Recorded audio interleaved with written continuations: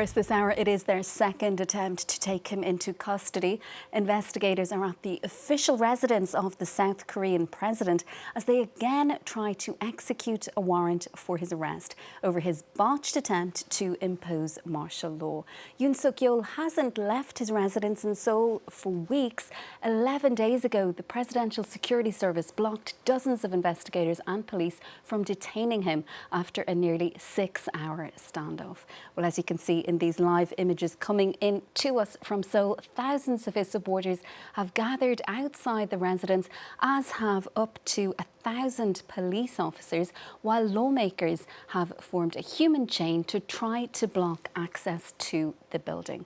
Well, for the very latest, let's cross live now to our regional correspondent. Yana Lee is standing by for us.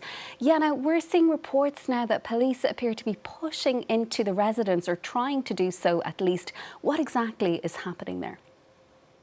It's an extremely tense situation outside the president's office, president's residence in central Seoul. Conservative lawmakers from Yoon's People's Power Party, the president's lawyers and Yoon's supporters have been trying to block the police from advancing at the main entrance. Reporters on the ground describe chaotic scenes that have at times become physical. Local media says that one person has reportedly been injured.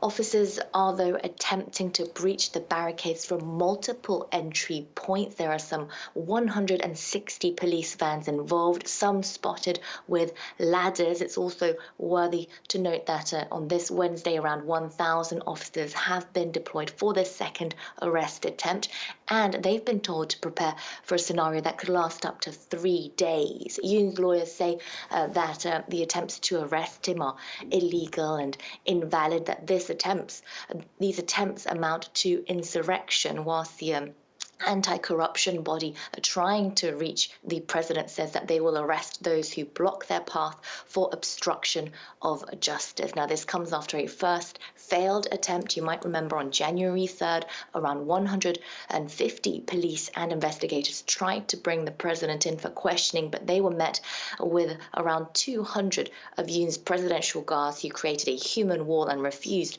to let investigators through.